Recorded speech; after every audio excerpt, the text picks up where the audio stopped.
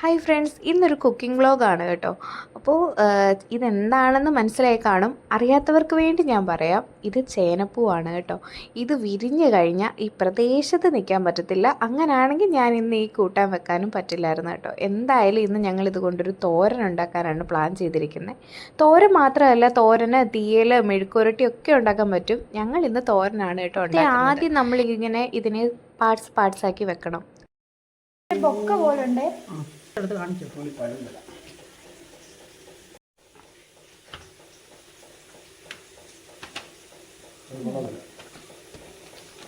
കുടം വെട്ട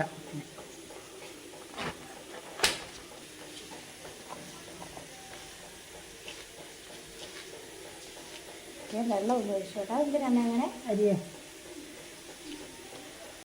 ഇതെല്ലാം നമുക്ക് ആ തോരനകത്ത് ആഡ് ചെയ്യാം കേട്ടോ. ഇതെല്ലാം നമുക്ക് കഴിക്കാൻ പറ്റുന്നത് തന്നെയാണ്. വെൽവെറ്റ് പോലും ഉണ്ട് അതൊക്കെ കാണാൻ മാത്രമല്ല, തൊട്ട് നോക്കുമ്പോഴും വെൽവെറ്റ് തൊടുന്ന പോലും ഉണ്ടായിരുന്നു കേട്ടോ.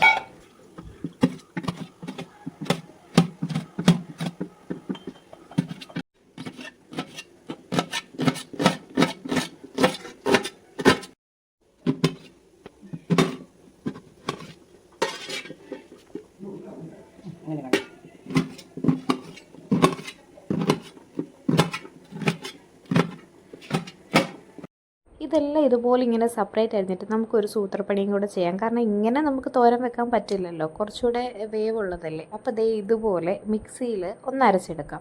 അപ്പോൾ ദേ ഈ ഒരു പരുവത്തിന് കിട്ടും. ഇതൊന്നും കൂടെ നമുക്ക് അരയ്ക്കുമ്പോൾ നമ്മുടെ ഈ കൂമ്പ് തോരനൊക്കെ ഇല്ലേ, വഴക്കൂമ്പ് തോരൻ, അതുപോലെ കിട്ടും കേട്ടോ.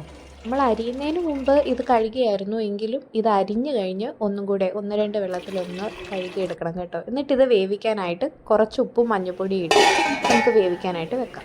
ഇനി അതേ ജാറിൽ തന്നെ നമുക്ക് അരപ്പിനുള്ള കാര്യങ്ങളും കൂടെ അരച്ചെടുക്കാം. ചുമന്നുള്ളി കുറച്ചുകൂടെ ഇട്ടായിരുന്നു കേട്ടോ. ചുമന്നുള്ളി, കാന്താരി, 2-3 വെളുത്തുള്ളി, തേങ്ങ, കുറച്ച് മഞ്ഞൾപ്പൊടി, ഇത് മാത്രം മതി. ഇത് അരച്ചിട്ട് കുറച്ച് കുരുമുളക് പൊടിയും കൂടെ ഞങ്ങൾ ചേർത്ത് കേട്ടോ. വെച്ച് ചേനപ്പൂവിൻ്റെ ആ ഒരു ഇത് വെന്ത് കഴിഞ്ഞിട്ടുണ്ട് കേട്ടോ. ഇനി നമുക്ക് കടുക് വറുക്കാം. കടുക് വറുക്കുമ്പം ഏറെ ചുമന്നുള്ളിയും വറ്റൽമുളകും ഇടണം. കരിവേപ്പിലയും കൂടി ഇട്ട് നന്നായിട്ട് കടുക് വറുത്തൊരു ഗോൾഡൻ കളറുടെ ഈ ഒരു കളർ ആകുമ്പോഴത്തേക്ക് നമ്മൾ ആ അരച്ച് വെച്ച അരപ്പില്ലേ, ആ അരപ്പും കൂടെ ഇതിനകത്തേക്ക് മിക്സ് ചെയ്ത് ഒരു ഇതാവണം. ഒരുപാട് അങ്ങ് ഡ്രൈ ആവണ്ട, ഒന്ന് ജസ്റ്റ് ഒന്ന് അതൊന്ന് വേവണം. പച്ചമണം ഒന്ന് മാറുമ്പോഴത്തേക്ക് അതിലോട്ട് കുറച്ച് ജീരകപ്പൊടിയും കുറച്ച് കുരുമുളക് പൊടിയും കൂടെ ഇട്ട് കൊടുക്കണം. എന്നിട്ട് നമ്മൾ വേവിച്ച് വെച്ചിരിക്കുന്ന ആ ചേനയും കൂടെ, ആ ചേനപ്പൂവും കൂടെ ഇതിനകത്തോട്ട് ഇടാം. ഉണ്ടാവും. ഇതെല്ലാം കൂടെ ഒന്ന് സെറ്റാവുണ്ടായി.